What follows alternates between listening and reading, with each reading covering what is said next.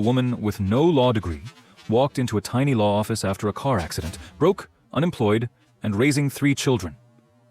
5 years later, she had helped expose one of America's most notorious groundwater contamination cases. The case began with something that should never have been inside a real estate file: medical records.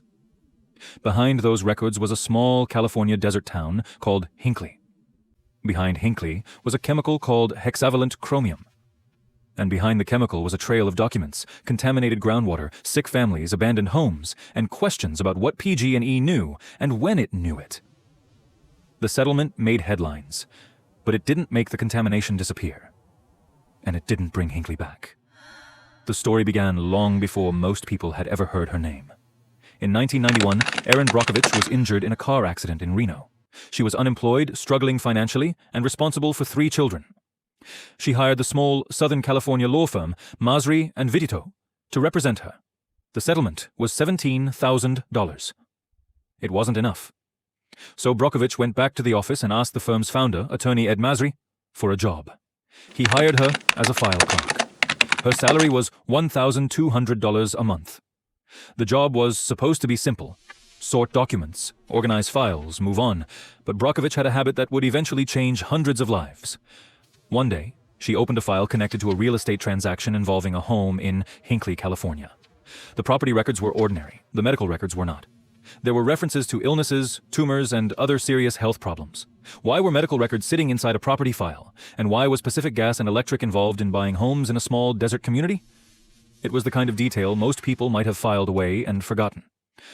Brockovich didn't. She asked questions, then she asked more, and eventually she drove to Hinkley.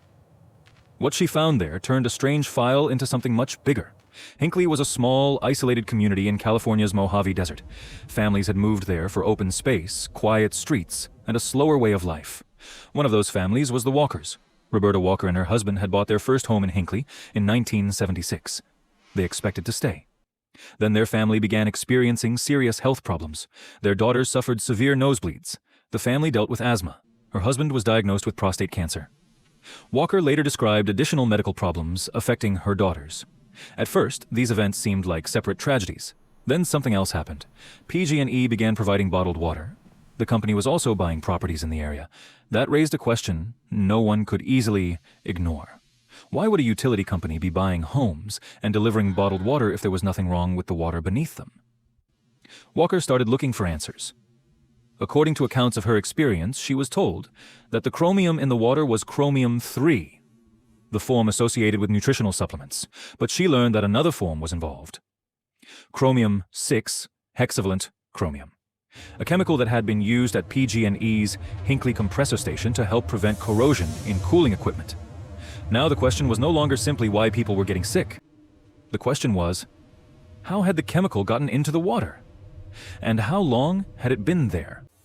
The Hinkley compressor station had been operating since 1952. Between 1952 and 1966, PG&E used hexavalent chromium in its cooling towers.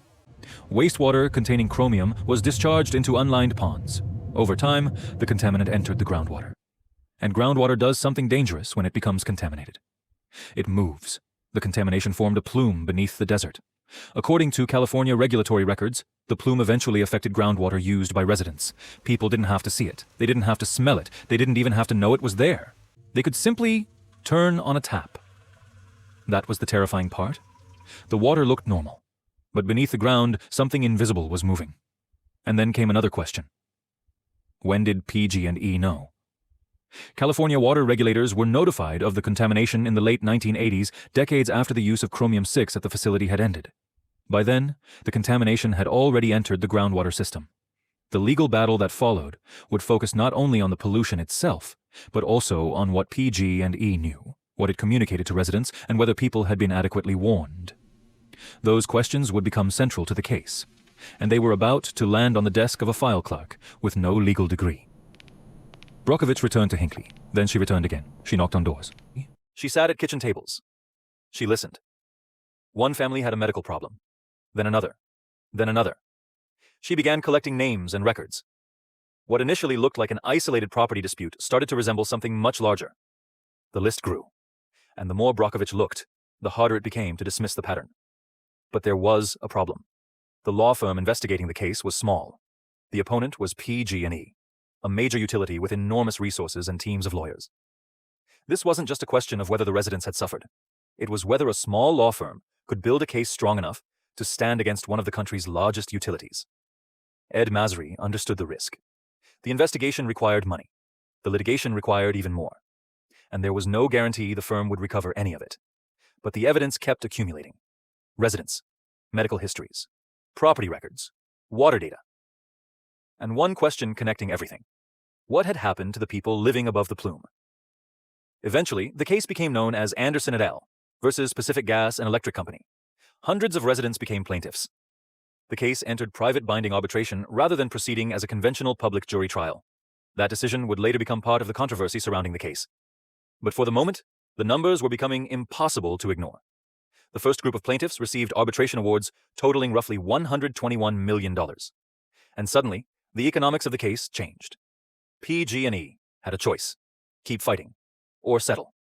In 1996, the company agreed to pay $333 million to resolve the Hinkley litigation.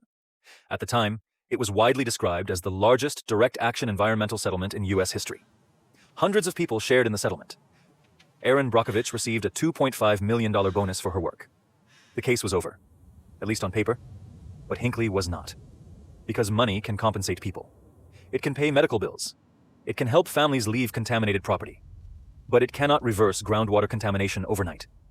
And it cannot restore a community exactly as it was. The plume remained. PG&E continued buying properties in the affected area. Some homes were demolished. Families left. The population declined. And the town that had once been a quiet place to raise a family became a symbol of what happens when environmental contamination outlasts the lawsuit that exposed it. But the cleanup itself became another long chapter. PG&E and regulators pursued methods to contain and remediate the chromium contamination. One approach involved injecting ethanol to promote a chemical process that converts hexavalent chromium into the less mobile and generally less toxic trivalent form. Other measures included groundwater extraction, treatment, monitoring, and physical containment. The goal was no longer simply to prove that contamination existed. The goal was to stop it from moving. And that is a very different kind of battle. Because lawsuits have deadlines. Groundwater doesn't. The Hinkley contamination became a decades-long environmental cleanup project. California regulators continue to monitor the site. The plume has been studied, mapped, and managed. But the contamination has not simply vanished. The settlement was signed in 1996. The cleanup continued. And decades later, the consequences were still visible. The story also did not end with the original $333 million settlement. Additional litigation followed. In 2006, PG&E agreed to pay approximately $295 million to resolve claims involving more than 1,000 people from Hinkley and other communities along the same pipeline. Another group of cases was settled in 2008 for approximately $20 million. The numbers were enormous. But they tell only part of the story. For residents, the question was never just how much money they received. It was what they had lost: homes, health, security, trust. And for some families, the belief that the place they had chosen to live was safe. Roberta Walker's story captured that tension. The settlement could provide compensation, but it could not change what had already happened to her family. And the legal process itself left some residents dissatisfied. Because the case was resolved through arbitration, much of the process remained private. Some residents later expressed the view that they would have preferred a public trial, one where the evidence could be examined openly and corporate decision-makers could face public questioning. That is one of the uncomfortable truths behind the famous story. The case was a massive legal victory. But it was not a clean victory. There were no winners in the simplest sense. There were families who received compensation. There was a company that paid hundreds of millions of dollars. There was a community that continued to live with the consequences. And there was groundwater that could not simply be declared clean because a lawsuit had ended. The story of Erin Brockovich is often told as a story about one extraordinary woman. And it is. But that isn't the whole story. It is also a story about Roberta Walker and the residents who opened their homes to an investigator they had never met. It is about Ed Masry, who took on a case that could have financially destroyed his small firm. It is about the residents who kept records, collected documents, and told their stories. And it is about the uncomfortable power of asking one simple question. Why doesn't this make sense? That question began with medical records inside a real estate file. It led to a contaminated aquifer. It led to hundreds of plaintiffs. It led to a $333 million settlement and it exposed a problem that money could not solve immediately. The chemicals were underground, the groundwater kept moving, and the cleanup continued long after the lawyers left the courtroom. That is why Hinkley matters. Not because it is a perfect story of good versus evil. Not because every illness in the community can automatically be attributed to one cause. And not because a settlement can undo decades of damage. It matters because it shows how difficult it can be to see an environmental disaster while it is happening. Sometimes there is no dramatic explosion, no toxic cloud rising into the sky, no warning siren. Sometimes the danger is invisible. It is beneath your house, inside your well, moving slowly through the ground. And by the time someone finally asks the right question, the contamination may already have traveled for miles. Erin Brockovich didn't discover Hinkley because she had a law degree. She discovered it because something didn't add up. A medical record was sitting where it shouldn't have been. She could have ignored it. Instead, she opened the file and kept reading. The story that followed changed the lives of hundreds of people and became one of America's most famous environmental legal battles. But the question it left behind is much bigger than Erin Brockovich. How many warning signs are hiding in ordinary paperwork? How many communities are living above contamination they cannot see? And how many people are drinking water that looks perfectly clean, while something invisible is moving beneath their feet?